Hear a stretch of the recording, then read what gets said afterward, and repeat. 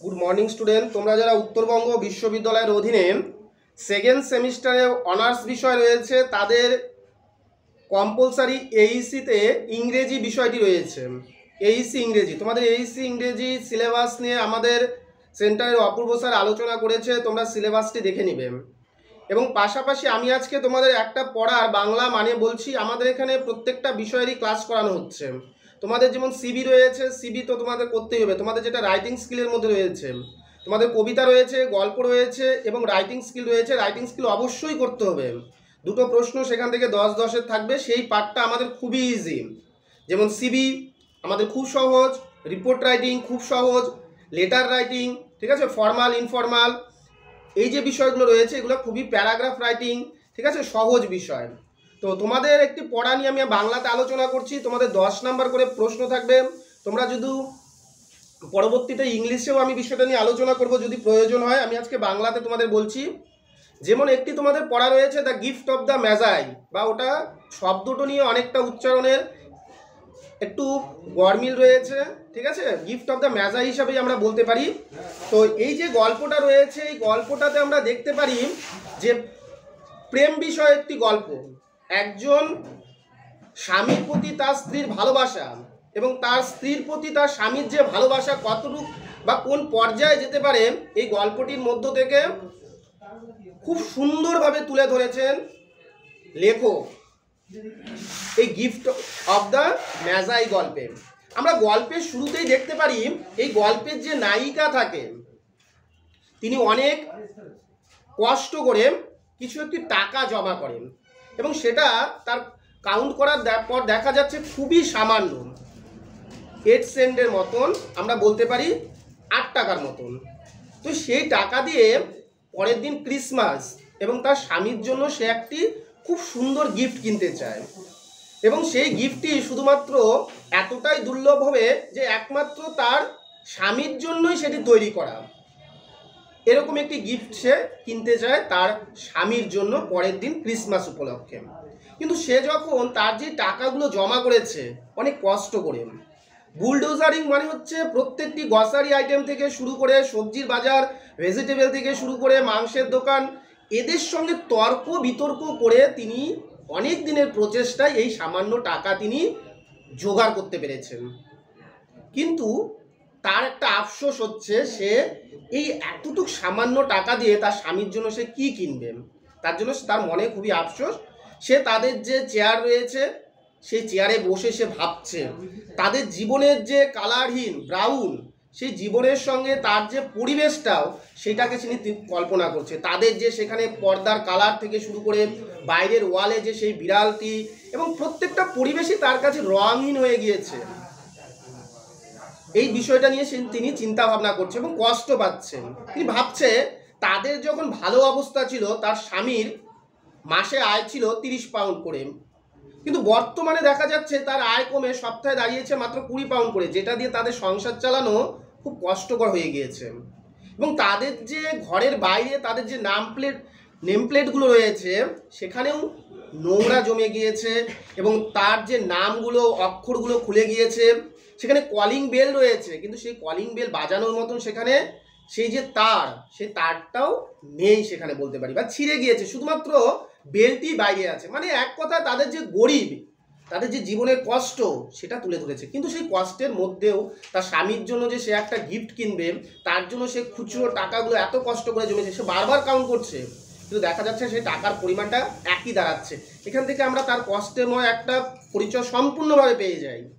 তো এক পর্যায়ে দেখো এখানে গল্পের মাঝখানে রয়েছে তার যে স্বামী ছিল জিম, তার স্ত্রীকে, তার স্ত্রী দেখতে এতটা সুন্দর নয়, একটা ছিমছাম শরীর, পাতলা শরীর। সে তার যে জানালা, সেই জানালার মধ্যে যে কাজগুলো রয়েছে, যে কাচের থেকে বাইরে থেকেও মানে নিজের ছবিটাকে সে দেখতে পারে। আমরাও তো দেখি এরকম কিছু জানলায় কাজ থাকে যেগুলো থেকে আমরা নিজেদের ছবি দেখতে পারি, কিন্তু বাইরে থেকে আমাদের কেউ দেখতে পারে না। সেই ছবির মধ্যে সে সব শরীরটাকে দেখছে যে এত একটা ছিমছাম শরীর আমার, দেখতেও এতটা সুন্দর নয়। কিন্তু তার স্বামী তাকে এতটাই ভালোবাসে একটা জিনিসের জন্য, তার চুলগুলোর জন্য। তার স্ত্রী যে রয়েছে ডেলা, ডেলার চুলগুলো অপূর্ব সুন্দর। সে সেটাকে তার স্বামী তার পাহাড়ের সমুদ্র জলের সঙ্গে অনেকবার তুলনা করেছে, এতটাই সুন্দর তার চুলগুলো, ছেড়ে দিলে মনে হয় যে ঝর্ণা, ওয়াটারফল বলে তুলনা করা হয়েছে। তো সে এক পর্যায়ে ভাবতে ভাবতে সে দেখে বাইরে, সে বাইরের দিকে তাকায় এবং ফট করে তার যে পুরনো হাউস কোট, লম্বা সে হাউস কোটটা পরে নেয় এবং মাথার মধ্যে একটা পুরনো সে টুপি পরে সে বাইরে বেরিয়ে যায় রাস্তা দিয়ে, এবং রাস্তা দিয়ে হাঁটতে হাঁটতে সোজা এক দোকানে চলে যায় এবং সেখানে গিয়ে দেখা যায় সেটা চুল কেনার একটি দোকান, চুল বিক্রি করা হয়। সেই দোকানে গিয়ে সে তার যে দোকানের মালিক থাকে তাকে বলে যে আমি আমার চুলগুলো বিক্রি করতে চাই। তো দোকানে যে মালিক থাকে সেই মহিলা বলে আগে আমি তোমার চুলগুলো দেখবো, তারপর সেটা দাম দিব আমি। সে যখনই তার টুপিটা খুলে নেয় তখনই দেখা যায় তার অপূর্ব সুন্দর চুলগুলো, এত লম্বা চুল যেগুলো প্রায় একদম হাঁটুর নিচ অবধি চলে এসেছে। ডেলা সবসময় চুলগুলোকে ফোল্ড করে রাখতো এবং সেটা তার শোল্ডার ঘাড় অবধি থাকতো, কিন্তু যখনই সেটা খুলে দিল একদম হাঁটু অবধি এসেছে। এবং সেটা দেখে সেই চুলের দোকানের মালিক খুবই খুশি হয়েছে, বলছে এত সুন্দর চুল তুমি বিক্রি করতে চাও? হ্যাঁ। বলছে কত টাকা দিব? আমি তোমাকে এটার জন্য 20 পাউন্ড দিব, 20 সেন্টস। তো সেই টাকা বলে ঠিক আছে, আমি এখনই আমার চুলগুলো বিক্রি করতে চাই। এবং সে টাকা দিয়ে চুলগুলোকে বিক্রি করে দেয় এবং সে তার স্বামীর জন্য একটা দুর্লভ জিনিস কেনার জন্য সে বেরিয়ে পড়ে, যে এমন একটা জিনিস সেটা শুধুমাত্র জেমসের জন্যই হবে, জিমের জন্যই হবে। সে খুঁজতে থাকে বাজারে কি কেনা যায়, কি কেনা যায়। তো সেই সময় সে একটি দোকানে দেখতে পারে, ঘড়ির দোকানে একটি চেন, সোনার চেন, গোল্ডেন চেন যেটা বলেন।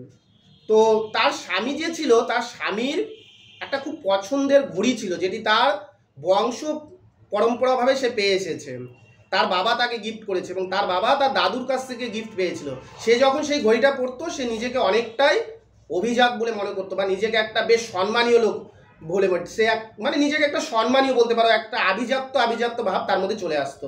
কিন্তু দুর্ভাগ্য, তাদের যখন এই দুর্দশা আসে তখন তার যে ঘড়ির চেনটা সেটা ছিঁড়ে গিয়েছিল বা নষ্ট হয়ে গিয়েছিল, এবং সেটা যে জোড়া লাগাবে সেই টাকাটাও তাদের কাছে ছিল না। তো তার স্ত্রী ভাবে যে বাহ, খুব সুন্দর একটা গিফট, এটা তো শুধুমাত্র জিমের জন্যই, আমি এটাই নিব, এটা শুধুমাত্র জিমের জন্য, আর কারোর জন্য নয়। জিম এটাতে খুবই খুশি হবে এবং সে সেই টাকা দিয়ে সেই ঘড়ির চেনটা কিনে নিয়ে চলে যায় বাড়িতে। তার স্ত্রী খুবই খুশি হয় যে আমি আজকে ক্রিসমাস, আমি আমার হাজব্যান্ডকে একটা এত সুন্দর গিফট দিতে পারবো, যেটা দেখে সে খুবই খুশি হবে। এবং সে একটা মনে মনে ভয়ও পায় যে আজকে তো আমি জিমের জন্য এটা করেছি, কিন্তু জিম তো শুধু আমাকে ভালোবাসতো আমার চুলগুলোর জন্য, কিন্তু আমি তো আজকে চুলগুলোকেও কেটে দিয়েছি, তাহলে সে যদি আমাকে ছেড়ে দেয় সেটা নিয়েও সে চিন্তিত থাকে। সে খুব সুন্দরভাবে নিজেকে, যেটা হয় আর্টিফিশিয়ালভাবে নিজেকে পাউডার দিয়ে একদম নিজেকে খুব সুন্দরভাবে সাজিয়ে তোলে তার স্বামীর সামনে যাওয়ার জন্য। অন্যদিকে তার স্বামী জেমস, সেও ভাবে আমার স্ত্রীর জন্য আমাকে একটা কিছু নেওয়া দরকার, আমি কি কিনবো আমার স্ত্রীর জন্য।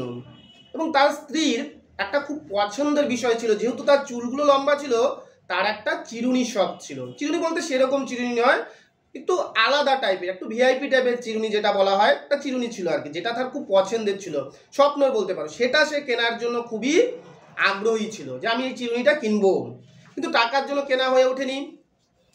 তো তার স্বামী ভাবে যে না, আমি আমার স্ত্রীকে এমন একটা গিফট করবো যেটাতে সে খুবই খুশি হবে, কিন্তু তার কাছেও টাকা ছিল না। তার জন্য সে বাধ্য হয়ে তার বাবার দেওয়া যে ঘড়িটা ছিল, সেই গোল্ডেন ঘড়ি চেন সহকারে সেটাকে বিক্রি করে দেয় এবং বিক্রি করে তার স্ত্রী ডেলার জন্য একটি চিরুনি কিনে নেয় ক্রিসমাসে দেওয়ার জন্য।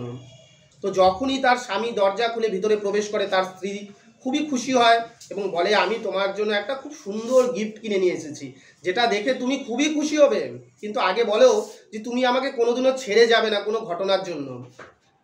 জেম অবাক হয়ে যায়, বলে কি এমন করেছো যে আমি তোমাকে ছেড়ে যাব? তো তারপরে তার স্ত্রী তাকে যে সোনার গোল্ডেন চেন সেটা গিফট করে, যে এটা আমি তোমার জন্য কিনেছি। তার স্বামী খুবই খুশি হয়, কিন্তু তার মনে মনে একটা, সে বুঝতে পারে যে আমি এটা কোথায় লাগাবো, আমি তো মনে মনে ভাবে যে সে তো আমি ঘড়িটা বিক্রি করে দিয়েছি। তখন তার স্ত্রীকে বলে যে তার স্বামী তার স্ত্রীকে বলে আমিও তোমার জন্য একটা খুব সুন্দর গিফট কিনে নিয়ে এসেছি, এবং সেই চিরুনিটা তার সামনে তুলে ধরে। কিন্তু দেখা যায় তাদের দুজনের চোখেই জল চলে আসে। একজন যে ঘড়িটার বিক্রি করে দিয়েছিল, তার স্ত্রী তার জন্য চেন নিয়ে এসেছিল, সেই চেনটা সে কোথায় পরবে? এবং তার স্ত্রী, তার স্বামী তার জন্য যে চিরুনিটা নিয়ে এসেছিল সেটাও পরার মতন সাধ্য ছিল না, কারণ সে চুলগুলোকে কেটে ফেলেছিল। তো এইভাবেই আমরা এই গল্পটা শেষ দেখতে পারি। একজন স্বামীর প্রতি একজন স্ত্রীর যে ভালোবাসা, এই গল্পের মধ্যে খুব সুন্দরভাবে কবি তুলে ধরেছেন। আমরা গল্পটাকে বাংলাতে একদম বললাম, এরপরে আমি ইংরেজি মিনিং সহকারে লাগে বলবো তোমাদের। যার যে ভিডিও প্রয়োজন আমাদের কমেন্ট বক্সে কমেন্ট করবে, প্রত্যেকটি ভিডিও নিয়ে আমরা আলোচনা করব। এবং যাদের সাজেশন, লাস্ট মিনিটের সাজেশন এবং সুপারফাস্ট সাজেশনের প্রয়োজন রয়েছে, তাদের আমাদের সেন্টারে আসতে হবে। আমাদের ইউটিউব চ্যানেলে আমরা সাজেশন আস্তে আস্তে দিব, কিন্তু সেখানে সাজেশনের মাত্রা স্বাভাবিকভাবে কিছু পরিমাণ বেশি থাকবে। তার জন্য যারা আমাদের অনলাইন বা অফলাইন ব্যাচগুলোতে ভর্তি হবে, সেই সাজেশনের মাত্রা আমাদের খুবই কম থাকবে। তার জন্য সবাইকে বলবো তোমরা এসে সেন্টারে যোগাযোগ করো, নোটসপত্র যার যেটা প্রয়োজন এসে যোগাযোগ করবে। সবাইকে ধন্যবাদ, সবাই ভালো থাকবে এবং সুস্থ থাকবে। ধন্যবাদ।